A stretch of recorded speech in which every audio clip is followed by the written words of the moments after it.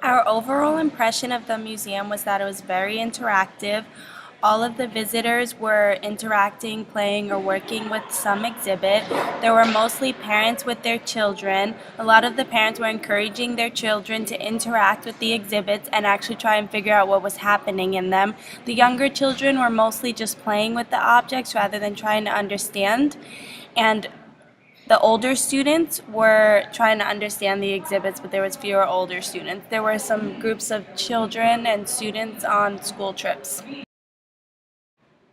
So our first exhibit is Monkey Around, and the Monkey Around exhibit is a monkey wheel that requires us to spin the wheel, and the amount of monkeys would decrease or increase as the wheel spun. The wheel created an illusion with the monkeys, making it seem like the amount of blue and red monkeys changed as the wheel spun. Our second exhibit is called the String Product, where each string was connected to a circle of a number 1 through 10. Each circle had a string that connected it to every other number circle. When two numbers were selected, the string connecting those two circles lit up and the product of the number was highlighted. The third exhibit we visited was the Pirate and Lady exhibit. Here, visitors need to keep a boat balanced by placing different weights on each side of the boat. Then, visitors can calculate the weight of the pirate and the lady based on which weights are on each side of the boat.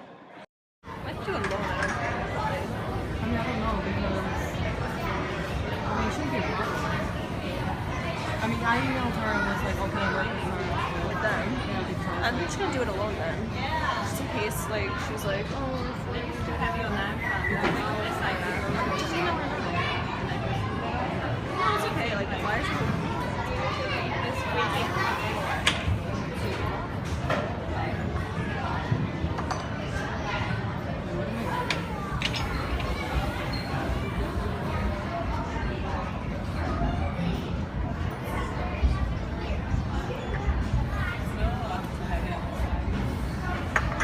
Why'd you do it? Why'd you put it as a video? The fourth exhibit we visited was the Motionscape exhibit. Here, there were brackets 1 unit apart on a distance versus time graph.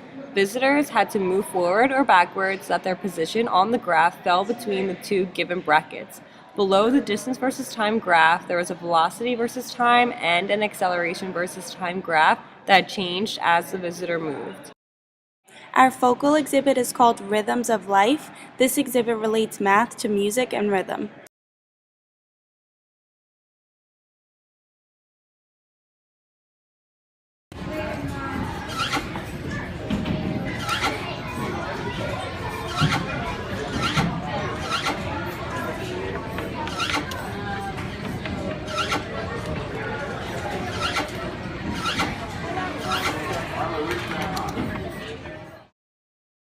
The basic level requires students to find fractions that complete the circle and then notice what happens to the sound when the combination of the fractions changes.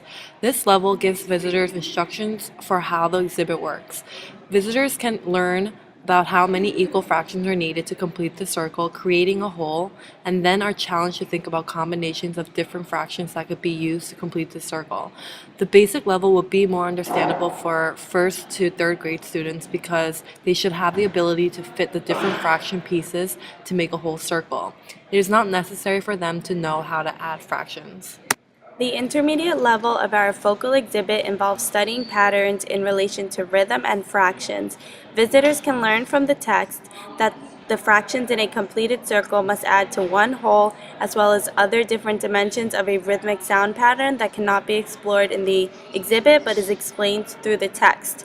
The intermediate level would be suitable for 4th to 5th grade students because of their ability to understand how fractions are added to equal one whole and how this creates the sound of the rhythmic pattern being displayed in the exhibit.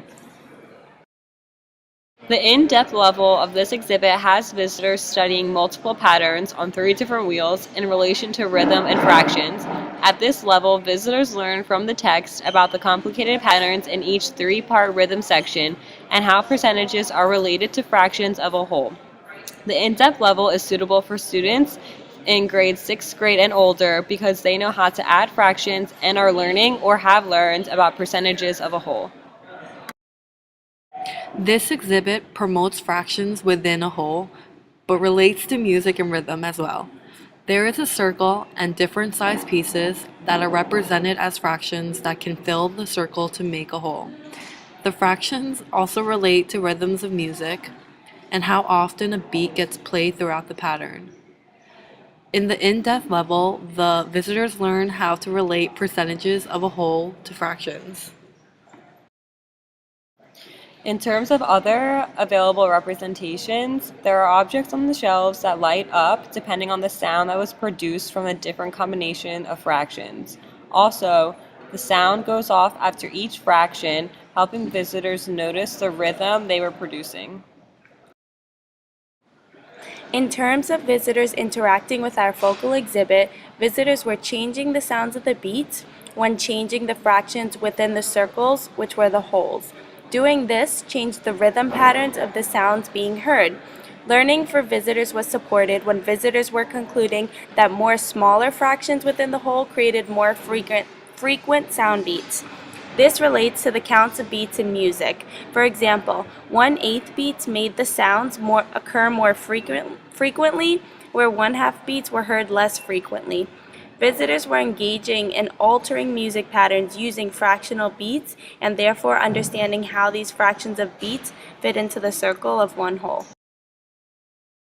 So we observed two different girls that were interacting with the exhibit. There was an 8th grade girl who we saw that was trying to do the math with the fractions and paying attention to how the sounds changed depending on which fractions were being used. There was a 3rd grade girl that we also saw interacting with the exhibit, and she was only trying to make the circle whole and not paying attention to the rhythm and sounds or the fractional values. The girl didn't take the time to read the text at all. Here are some standards from 3rd through 6th grades that are relevant to students interacting with our focal exhibit.